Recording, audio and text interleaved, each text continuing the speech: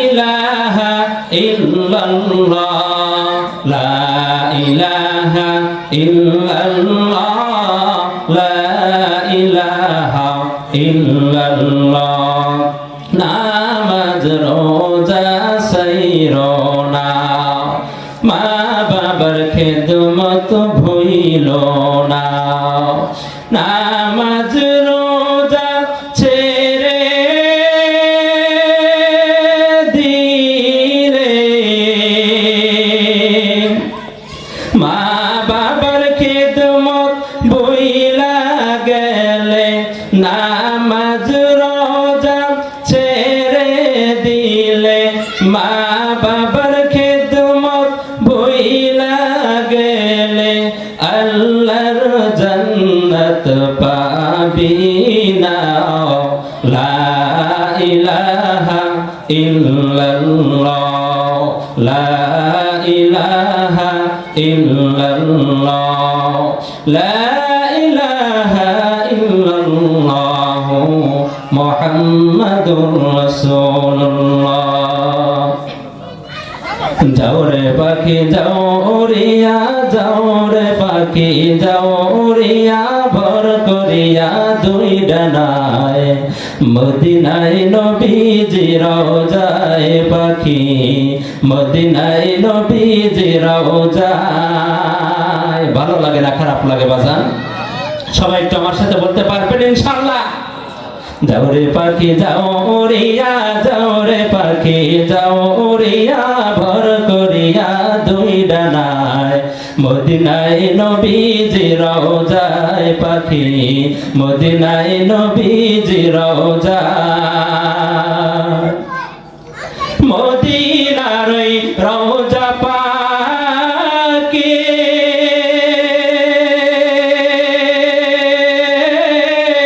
হাজিরা যায় হজ করিতে মদিনার ওই রওজা পাকে হাজিরা যায় হজ করিতে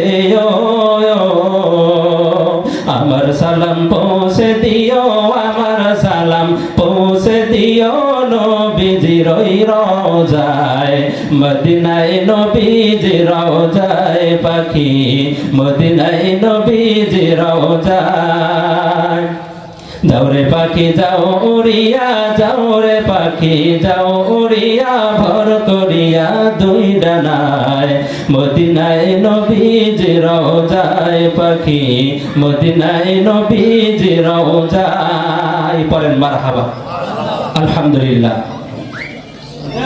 আল্লাহ পাক রব্বুল আলামিনের দরবারে লাখো কোটি শুকর ও সুজুদ যে মহান রব্বুল আলামিন আমাদেরকে যাচাই বাছাই করে আজকের এই জালিসুর রহমান অর্থাৎ বেহেশতের বাগানে আসার বসা কিছু কথা বলা এবং শোনার তৌফিক দান করছেন এই জন্য আমরা সকলেই দিল থেকে একসাথে এক বাক্যে শুকরিয়া আদায় করি সকলে বলি আলহামদুলিল্লাহ আরেকবার বলি আলহামদুলিল্লাহ মাহফিলে আসতে পেরে আপনারা খুশি না বেজার আরো জোরে বলতে হবে খুশি না বেজার এই জায়গাটার দাম আছে না নাই এই জায়গার কেমন দাম আল্লাহ রাসূল বলে এই বাগানের মধ্যে যে বান্দা বসলো আল্লাহ তার জীবনের সব গুনাহগুলোকে মাফ করে দেয় সুবহানাল্লাহ বলে দেখেন এই জায়গাটার কেমন দাম হাদিসের মধ্যে আছে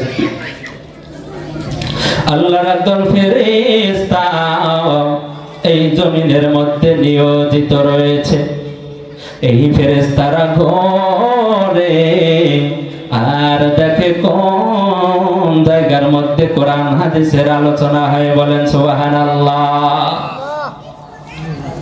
এরকম যদি জায়গা পায় ফেরেশতারা এই জায়গাটাকে সবাই তারা বেষ্টন করে নেয় বাজান বলেন সুবহানাল্লাহ আল্লাহ ডাক দেয়া কয় ফেরেশতার দল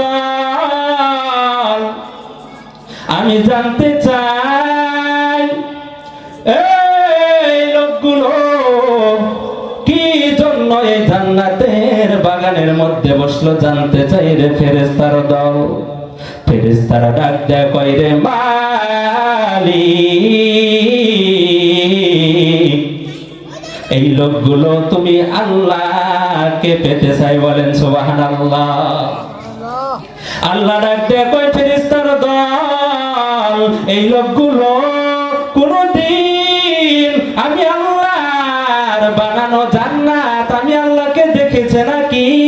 ফেরেশতারা ডাক দিয়ে বলে মালিক না না, জীবনে কোনদিন তুমি আল্লাহকে দেখে নাই। আল্লাহ ডাক দিয়ে কয় রে ফেরেশতার দল, এই লোকগুলো আমি আল্লাহকে জীবনে দেখে নাই। আমি আল্লাহকে না দেখিয়া আমি আল্লাহর জন্য হয়েছে এত পাগল। আর যদি এরা আমি আল্লাহকে দেখতো গো, তাহলে তারা আমি আল্লাহর জন্য হইতো আরো পাগল, বলেন সুবহানাল্লাহ। আল্লাহ ডাকতে কয় ফেরেশতার দল, আমি আরো জানতে চাই রে ফেরেশতার দল, এই লোকগুলো আরো কি চায়? ফেরেশতারা ডাকতে কয় রে মালিক, এই লোকগুলো জান্নাত পেতে চায়, বলেন কি পেতে চায়? আল্লাহ ডাকতে কয় ফেরেশতার দল, এই লোকগুলো কোনদিন আমার বানানো জান্নাত দেখেছে নাকি? আল্লাহর ফেরেশতারা বলে না না, জীবনে কোনদিন তারা জান্নাত দেখে নাই। আল্লাহ ডাকতে কয় ফেরেশতার দল, তোরা সাক্ষী থাক, এই লোকগুলো জীবনে কোনদিন আমি আল্লাহর বানানো জান্নাত দেখে নাই। আমি আল্লাহর বানানো জান্নাত না দেখি আমি আল্লাহর জান্নাতের জন্য এত পাগল। আর যদি তারা আমার বানানো জান্নাত দেখতো, তাহলে তারা হয়তো আরো পাগল, বলেন সুবহানাল্লাহ। আল্লাহ ডাকতে কয় ফেরেশতার দল, আমারে আরো জানা দাও তারা আরো কি চায়? ফেরেশতারা ডাকতে কয় রে মালিক, এই লোকগুলো জাহান্নাম থেকে বাঁচতে চায়। বাজান বলেন কি থেকে বাঁচতে চায়? জাহান্নাম থেকে বাঁচতে চায়। আল্লাহ তাআলা বলে ও ফেরেশতার দল, এই লোকগুলো জীবনে কোনদিন জাহান্নাম থেকে বাঁচতে চায়, তারা জীবনে জাহান্নাম দেখেছে নাকি রে ফেরেশতার দল? ফেরেশতারা ডাক দেয়া কয় রে আল্লাহ, জীবনে কোনদিন তারা জাহান্নাম দেখে নাই। আল্লাহ ডাক দেয়া কয় রে আমার ফেরেশতার দল, তোরা সাক্ষী থাক, তোরা সাক্ষী থাক, যেই বান্দাগুলো আমি আল্লাহর বানানো জান্নাত কোনদিন দেখে নাই, যেই বান্দাগুলো আমি আল্লাহর বানানো জাহান্নাম কোনদিন দেখে নাই রে ফেরেশতার দল, যেই বান্দাগুলো আমি আল্লাহকে দেখে নাই, আমি আল্লাহকে না দেখিয়া আমার জান্নাত না দেখিয়া জাহান্নাম না দেখিয়া আমি আল্লাহর কথা শুনিয়া এই বাগানের মধ্যে যারা বসলো, তোরা সাক্ষী থাক, তোরা সাক্ষী থাক, আমি আল্লাহ এদের জীবনের সব গুনাহ মাফ করে দিলাম, বলেন সুবহানাল্লাহ। এদের জীবনের সব গুনাহ খাতাগুলোকে মাফ করে দিলাম। এই জন্য যারা এখনো দোকানপাটের মধ্যে বসে আছেন বাজার, আমি বলতে চাই আপনারা সময়কে নষ্ট না করে এই যে মাহফিল জান্নাতের বাগান, জালিসুর রহমান বেহেশতের বাগান, এই মাহফিলের মধ্যে আসেন, বসেন। এটা তো আর সব সময় হয় না, বছরে একবার।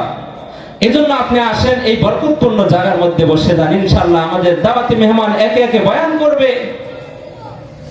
একের পর এক আলোচনা করবে, আপনারা শুনবেন, এগুলোর উপর আমল করবেন। আমার বাজান, আল্লাহ পাক রব্বুল আলামিন বলতেছেন, বান্দা তুমি একদিন মারা যাবা। আল্লাহ তাআলা বলতেছেন উদউনি আস্তাজিব লাকুম, বান্দা তুমি আমাকে ডাকো, আমি তোমাকে সাড়া দেব, বলেন সুবহানাল্লাহ। আল্লাহ বলেন আমাকে ডাক দাও, ডাক দিলেই আমি তোমাকে সাড়া দেব, মানে আমার কাছে ক্ষমা চাও, আমার কাছে তওবা করো, আমি আল্লাহর কাছে যদি খাঁটি তওবা করতে পারো, আমি আল্লাহ তোর জীবনের সব গুনাহ মাফ করে দেব। সুবহানাল্লাহ। এর নবীর উম্মতের দল আল্লাহ রাব্বুল আলামিন বলে, গোলাম, এ গোলাম, এই দুনিয়াটা থাকার জায়গা নয়, এটা এমন একটা দুনিয়ার গোলাম, এই দুনিয়ার মধ্যে পূর্ববর্তী কেউ থাকতে পারে না, কেউ ভবিষ্যতে কোনোদিন থাকতে পারবে না। মৃত্যুর সময় যখন চলে আসবে রে ভাই, এই দুনিয়ার মধ্যে আর থাকার যাইবে না। এই জন্য আল্লাহ বলতেছে, ওরে আমার মুসলমান গোলাম, তুমি দুনিয়া থেকে বিদায় হওয়ার আগে, আরে আমি আল্লাহর কাছে আসার আগে বান্দা, কবরে যাওয়ার আগে একটা আমি দোয়া পদ্ধতি তোমারে আমি শিখাইয়া দিলাম। এই কবরে আসার পর যদি তুমি খারাপ আমল নিয়ে কবরের মধ্যে আসো, জাহান্নামের মধ্যে যেতে হবে। আর যদি ভালো আমল নিয়ে আসো কবরের মধ্যে, তাহলে তুমি জান্নাত পাবে। সুবহানাল্লাহ বলে। এই জন্য আল্লাহ বলে, ওরে আমার বান্দা গোলাম, দুনিয়া থেকে বিদায় হওয়ার আগে আমার কাছে তওবা কর, আমার কাছে খাঁটি ভাবে মাপ চাও। আমার কাছে তওবা করতে যদি পারো রে গোলাম, আমি আল্লাহ তোর জীবনের সব গুনাহ খাতাগুলোকে মাফ করে দেব। বলেন সুবহানাল্লাহ। আল্লাহ ডাক দেয়া কয়, রে আমার গোলাম, দুনিয়ার মানুষের কাছে যদি কোনো কিছু একবার চাও, দুনিয়ার মানুষ রাগ করে, দুইবার চাইলেও রাগ করে, তিনবার চাইলে আরো রাগ করে, কিন্তু আমি আল্লাহ কেমন রহমান তুমি জানো। আমি আল্লাহর কাছে যদি একবার চাও, আমি আল্লাহ খুশি হয়ে যাই। আমি আল্লাহর কাছে যদি দুইবার চাও রে গোলাম, আমি আল্লাহ তোর উপর খুশি হয়ে যাই। আমি আল্লাহর কাছে তিনবার যদি চাও, আমি আল্লাহ তোর উপর রাজি খুশি হয়ে যাই। আমি আল্লাহ খুশি হইয়া তোর জীবনের সব গুনাহ মাফ করে দেই। বলেন সুবহানাল্লাহ। ইয়া ইলাহি তু মেরা মাবুদ হায়, ইয়া ইলাহি তু মেরা माशूक है। या इलाही मुझसे मुझको दूर कर, ताकि देखो मुझ में तुझको एक नजर। या इलाही तू मेरा सत्तार है, या इलाही तू मेरा गफ्फार है। अल्लाहु अकबर। बोल।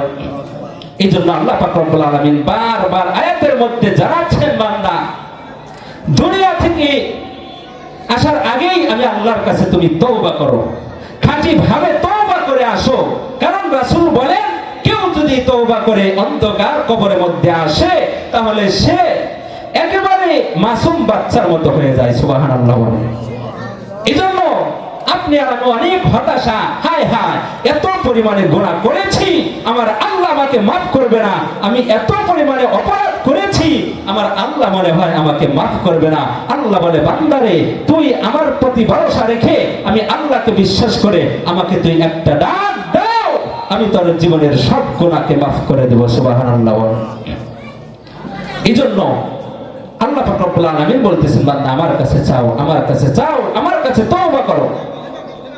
এর নবীর উম্মতের দল মুসা নবীর নাম আপনারা শুনেছেন নাকি? কথা বলেন, শুনেছেন নাকি? মুসা নবীর জামানায় এ মুসলমান হঠাৎ করে বৃষ্টি বন্ধ হয়ে গেল। বৃষ্টি বন্ধ হওয়ার পর মুসা নবী লোকদেরকে লইয়া একটা মাঠের মধ্যে বসে দোয়া করে, রে মালিক বৃষ্টির ব্যবস্থা করে দাও আল্লাহ। আল্লাহ ডাক দে কয়, রে মুসা আমি এই জমিনের মধ্যে বৃষ্টি দেব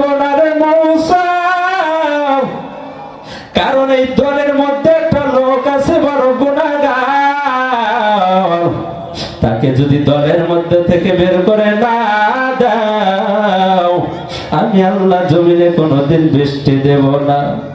আল্লাহ ডাক দেয়া কইরে, আল্লাহ যখন এই কথা বললেন, মুসা নবী বলতেছে, মালিক এই লোকটার নাম বলে দাও, এই লোকটাকে আমি বের করে দেব, লোকটার নাম বলে দাও। আল্লাহ বলতেছে, রে মুসা, আমি লোকটার নাম বলতে পারবো না, তার নাম বলে আমি তাকে লাঞ্ছিত করব না, তুমি ওই লোকটাকে বের করে নাও। এই কথা বলার পর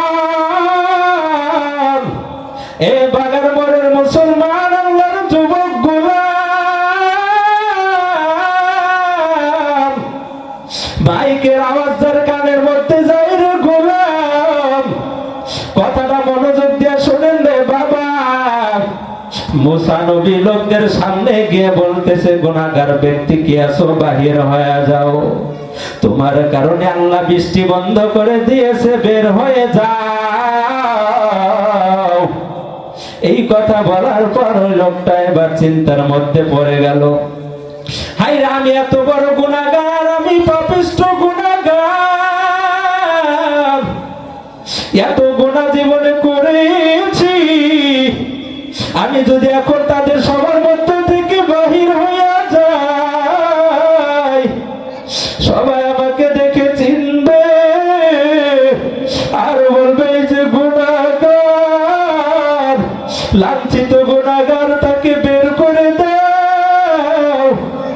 ওরে আল্লাহ, আবার যদি আমি বান্দা তোমার কাছে কান্না করে করে তোমার কাছে ক্ষমা চাই, রে আল্লাহ, মানুষ আমাকে দেখে ফেলবে, আমাকে সবাই চিনে ফেলবে। আল্লাহ, আমি শুনছি তোমার মতো রহমান দুনিয়ার মধ্যে আর কেউ নাই।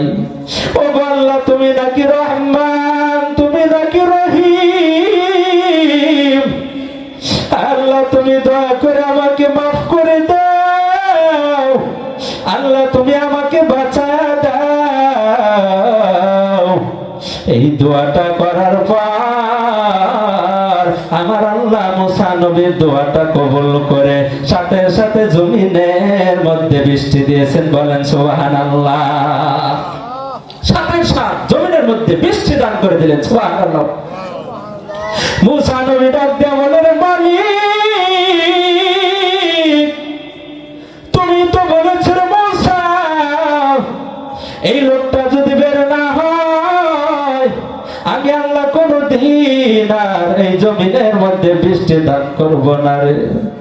অথচ লোকটা বের হলো না, আল্লাহ তুমি জমিনের মধ্যে বৃষ্টি দান করলা, কারণ বুঝলাম না।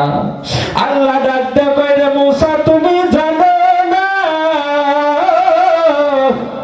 আমি আল্লাহ যে কেমন রহমান, কেমন রহিম, সব সময় বান্দা আমাকে ডাকে, আল্লাহ এটা দাও, আল্লাহ আমাকে টাকা দাও, সন্তান লাগবে, আল্লাহ সন্তান দাও, ক্ষমতা লাগবে, ক্ষমতা দাও, ঘর লাগবে, ঘরের ব্যবস্থা করে দাও, এরকম ভাবে ডাকে। কিন্তু একটা সময় আছে রে গোলাম, যেই সময় মানুষ আমাকে সাধারণত ডাকে না, আমি আল্লাহ বান্দাকে ডাকি, বলেন সুবহানাল্লাহ।